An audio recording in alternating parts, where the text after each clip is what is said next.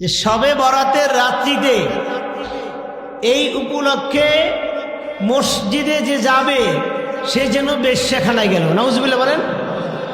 আমার মনে হয় এই কুলাঙ্গারকে ধরে এনে সম্মুখে একবার সংবাদ সম্মেলন করে পল্টন ময়দানে জুতা পিটা করে দুনিয়া থেকে বিদায় করা দরকার। ঠিক কিনা বলেন?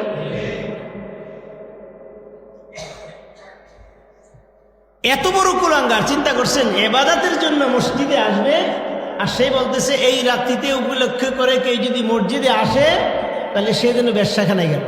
সম্মানিত হাজিরিন, আজকে শাবান মাসের 10 তারিখ চলতেছে।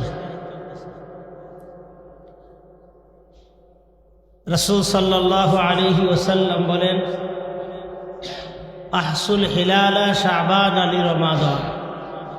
শাবান মাস যখন চলে আসে তোমরা প্রতিদিনের গণনা করো, প্রতিদিনের চাঁদের গণনা করো। আজকে কয় দিন, আজকে কত তারিখ, একজন আরেকজন কাছে জিজ্ঞেস করো। তো চাঁদের হিসাবে আজকে শাবান মাসের কত তারিখ? 10 তারিখ। সম্মানিত ভাইয়েরা, কিছু কিছু সময় আছে এক সময়ের উপর অন্য সময়ের মর্যাদা বেড়ে যায়, দিনের উপর অন্য দিনের মর্যাদা বেড়ে যায়, মাসের উপর অন্য মাসের মর্যাদা বেড়ে যায়। যেমনইভাবে এক মানুষের মর্যাদা অন্য মানুষের থেকেও বেড়ে যায় বিভিন্ন কারণে। একজন রিকশাওয়ালা ঠেলাওয়ালার থেকে একজন ব্যাংকের অফিসার বা শিক্ষিত লোকের মর্যাদা বেশি না কম? মর্যাদা বেশি। একই বাবার সন্তান, একজন কৃষিকাজ করে, একজনে মাস্টারি করে।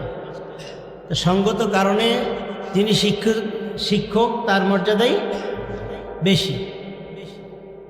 ঠিক তেমনিভাবে আল্লাহ রাব্বুল আলামিন দিন মাস বছর যে দান করছেন, এই দিন মাস বছরে একদিন অন্য দিনের থেকেও মর্যাদা বেড়ে যায়, মাস অন্য মাসের থেকেও মর্যাদা বেড়ে যায়।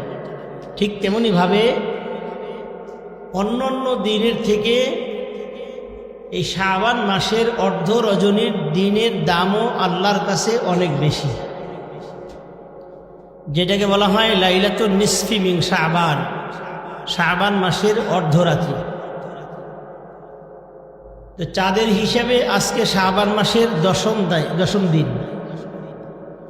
আল্লাহ চাহে তো আগামী মঙ্গলবার দিবাগত রাত্রে লাইলাতুন নিসফি মিন শাবান।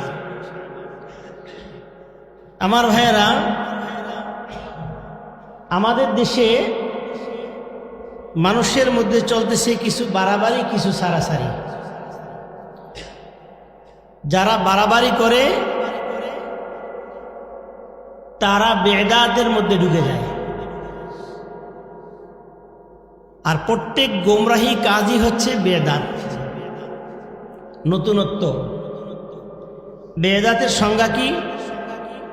এক কথায় বেদাতের সংজ্ঞা হচ্ছে ইসলামের ভিতরে নতুনত্ব কিছু প্রবেশ করানো। কথাটা বুঝে আসছে? ইসলামের ভিতরে নতুনত্ব কিছু প্রবেশ করানো, এটা হচ্ছে বেদাত। আর ইসলামের জন্য নতুনত্ব কিছু প্রবেশ করানো, নতুনত্ব আবিষ্কার করা, এটা বেদাত নয়। যেমন ইসলামের জন্য আমি ফ্যান লাগাইছি নামাজ সুন্দরভাবে সুস্থভাবে পড়ার জন্য, তাহলে ফ্যান লাগানোটা বেদাত নয়। সকলের স্বার্থে গরমকে রুখে দেওয়ার জন্য, সুস্থভাবে নামাজ পড়ার জন্য আমরা এসি লাগাইছি, তাহলে বোঝা যায় এটা ইসলামের জন্য হয়েছে, তাহলে এইটা বেদাত নয়। তাহলে বেদাত কোনটা? ইসলামের ভিতরে নতুন কিছু প্রবেশ করানো, ইসলামের জন্য না, ইসলামের ভিতরে। কথাগুলো যদি বুঝে থাকেন তাহলে বলেন, ইসলামের ভিতরে নতুন কিছু প্রবেশ করানোকে কি বলে? বেদাত বলে। আর ইসলামের জন্য নতুন আবিষ্কারকে বেদাত বলে না। এই কথাটা কি বুঝে আসছে? আচ্ছা আসেন, এইবার আসেন আমাদের সমাজে যে বাড়াবাড়িগুলা চলে, এই বাড়াবাড়ি হচ্ছে শবে বরাতের রাত্রি কবে আসবে এই অপেক্ষায় থেকে আগের দিনগুলায় নামাজ ইবাদত কিছুই না করা, ওই দিনকেই করতে হবে। আর কি কি বাড়াবাড়ি চলে ওই দিনে আমাদের সমাজের মধ্যে দেখবেন আতশবাজি, বিভিন্ন ধরনের রং তামাশা করে রাস্তাঘাটে ছেলেরা ঘোরাফেরা করে, মহিলারা সারাদিন রুটি হালুয়া তৈরি করতে করতে এমন অস্থির হয়ে যায় রাত্রিবেলা আর কোনো ইবাদত করতে পারে না। এই জন্য এই বাড়াবাড়ি এইগুলাকে বলা হয় বেদাত। এগুলা কি বেদাত?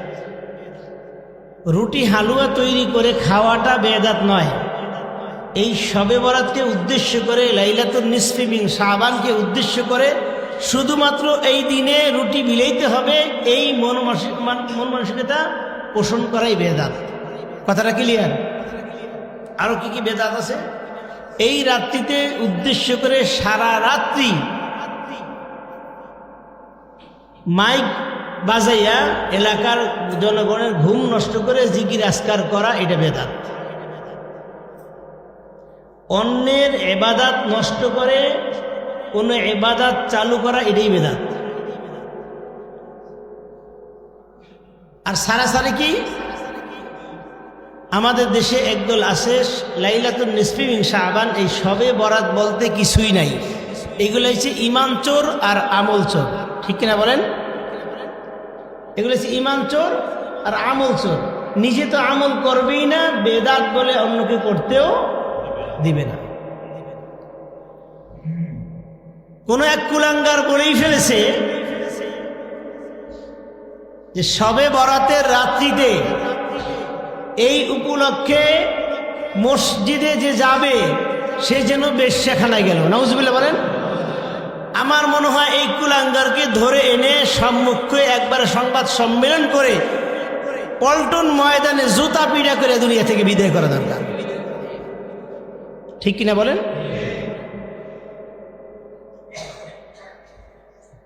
এত বড় কুলাঙ্গার, চিন্তা করছেন ইবাদতের জন্য মসজিদে আসবে আর সে বলতেছে এই রাত্রিতে উপলক্ষ করে কেউ যদি মসজিদে আসে তাহলে সে যেন বেশ্যাখানায় গেল।